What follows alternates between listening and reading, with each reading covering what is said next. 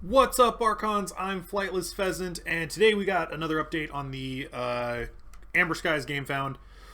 It's more information on Crucible Clash. I figured they would give us some kind of update because, we've only got a week left on the game found, and I was really hoping they'd give us something pretty big, some spoilers or house breakdowns, because all of the other game founds have had house breakdowns, and we haven't gotten any for Prophetic Visions, which is weird because I've actually had people asking me, hey, which houses should I get for my name deck?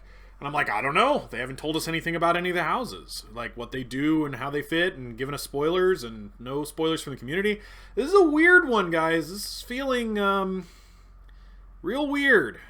I have a couple other things I want to talk about besides this update as well, and it feels like as good a time as any to do it. But let's look at the update first. So Crucible Clash changes. We've seen the feedback and concerns, so we're changing the approach to the set.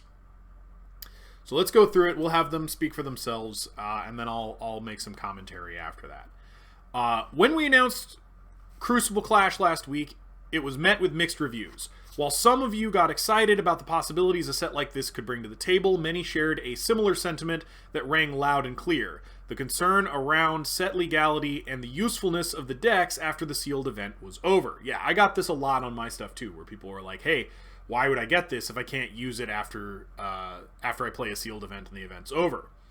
My answer to that is you don't play most of your decks in an actual tournament environment anyway. But whatever, some of you were really worried about it, and they came up with a solution, and I don't think it's a bad solution, so we'll keep reading. We intended for Crucible Clash to only be legal against itself in a sealed environment. As we stated during the reveal, we wanted to create the most fun environment with the most balanced play when creating the set.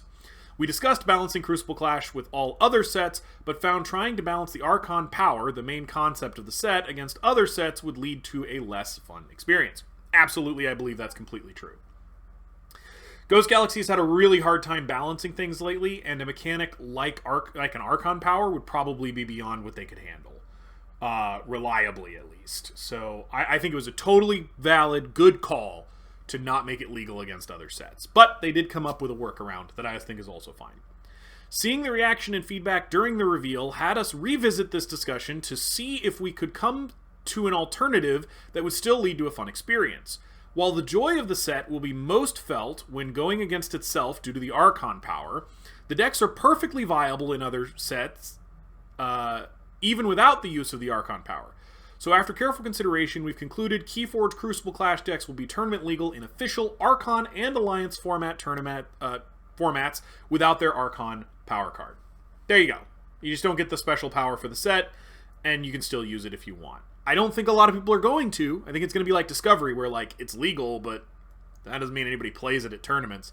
And I still think this set's a lot of fun, and anything that isn't a tournament, you can still play it with its Archon power. If you're playing Keyforge Adventures, if you're playing casual games, Vault Assault, if your player base is cool with it, realistically, this is going to be played in every environment where you see people playing Unchained and Menagerie already, and it's probably going to be more fun than Unchained and Menagerie. And it feels like it's great for Rip It and Grip It sealed. So instead of doing the sealed alliances thing that we do now, you just one deck, grab it and play. And I feel like that's a perfect way to do locals. If you're at your local LGS, you could just spend $15, grab a brand new deck. You could even use the Vault Assault deck if you wanted to use up to 5 players at a time. It seems like a perfectly viable way to do Keyforge, but I understand some people really wanted to be able to reuse their decks in case they're really good, which, if this is balanced the way it should be, without the Archon card, they'll probably be fine, but I doubt they're going to be incredible. Anyway, let's keep reading and go forward from there. During sealed play, where Crucible Clash is the only set used, players can use their decks as intended with their Archon power cards. We'll dive into the details of Archon power in a future update. We don't have a lot of time left, guys. If you're going to make a big deal out of it, you better do it now. Crucible Clash will be an exciting set to open and to play in all tournament formats. Players can look forward to house enhancements, where a card can belong to 2 different houses. Ugh, okay. Now you just made my butthole pucker, and now I'm all nervous. Strategies focused on battle line arrangement and disruption, exciting chase cards for each house, and much more. Houses are Brobnar, Dis, Mars, Sanctum, Saurian, Skyborn, and Untamed. Good house combination. I'm happy with it. Honestly, that probably should have been the house combination for Prophetic Visions. I'm a little surprised that it isn't, now that I think about it. We're excited for you all to get your hands on this special set. We also hope this change helps alleviate the concern of others to enjoy this set in and out of sealed play. Okay, so I did not read the part where this was going to have house enhancements. And so I just now read that. And I have the same concern that I did before. If house enhancements are too prominent or the cards they can land on are too good, it could be a problem. It wasn't in Amber Skies, and maybe it won't be again, but I live in fear of the day that house enhancements become too strong, because it's coming. It's coming. It's gonna happen. And so now that I know this set has house enhancements, I'm a little nervous about it in the tournament environment, but I don't know. Maybe it'll be fine.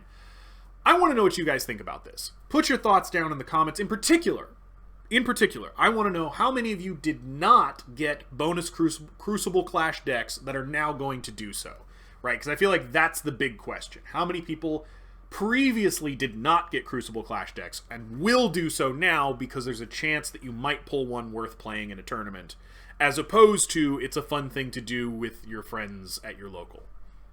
I don't know. I'm going to be honest, I didn't add them to my pre-order yet. I was kind of waiting to see how things evolve. I do have another thought that I want to share, and that is I was looking at next year's open play, or organized play, excuse me. And organized play for next year, for the Vault Tours, doesn't start until May. Yeah, May. And Prophetic Visions is supposed to ship... I'm pretty sure I remembered it being March that we were going to have Prophetic Visions in our hands. And if we have Prophetic Visions in our hand in March, then that means the entire organized play season for next year will be Prophetic Visions, which means the only Amber Skies will be at KFC. And while I realize that's what happened with Winds of Exchange last year, I'm still pretty upset about it, because I was really looking forward to playing Amber Skies at Vault Tours. And if by the time Vault Tours come around we no longer are playing Amber Skies, we're playing Prophetic Visions, then we need to change how we're releasing sets. And I think we need to shift the set schedule by about 3 months, because I think it would put these game founds in a better time of the year so that we're not doing them during tax season and Black Friday. And it would mean the set releases happen with one of them sort of in the middle of tournament season, and one of them during the dry spell of the off season that we have from November to March. Instead of one of them coming out right at the end of organized play and the other one coming out right before organized play starts. I think that would be better. But tell me what you think, right? Put your thoughts down in the comments. I want to play Amber Sky at Vault Tours as sealed. I want to play sealed Amber Skies at Vault Tours for a chance to win a spot at Worlds using Amber Skies. And I had one, and I got kind of close, and I'd like to try it again. But if my only opportunity in the entire organized play season to win a seat at the Worlds table using a standard release set is if I just get one chance, and only one chance, worldwide, then we got to change something. We're doing something wrong. And it's been pointed out to me that these game founds are poorly timed in the year. Placing one of them near tax season and the other one near Black Friday is not great. And so I suggest do a 3-month rotation, shift them a little bit so that we're not having the same problem. But maybe that's logistically unfeasible. I don't know. Anyway, as always, put your thoughts down in the comments. I think Crucible Clash is a great set. I loved it for sealed. I loved it for locals. I still think it's going to be pretty good. But now I'm nervous, of course, because GG has proven to be dubious at their ability to balance for tournament. And I don't know if this is going to be better. They still haven't really fixed the Grim Reminders problem in my mind, right? Because literally half of the top 8s across Open and World for Archon were Grim Reminders, and that's still too much, I think.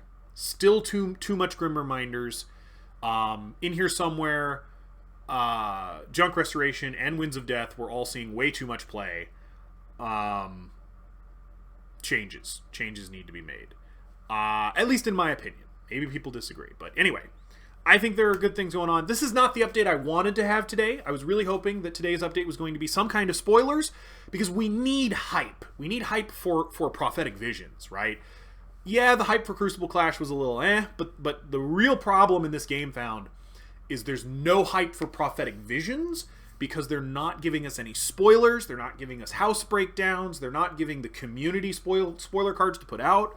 Like, I don't know what's going on, GG, but like this is gonna be a dead fish of a game found if you can't pick up the pace, because we've got 1 week left, and you gotta put rubber to the road and make this happen. Yeah, I guess that's all I have for you today. So until next time, later, Archons.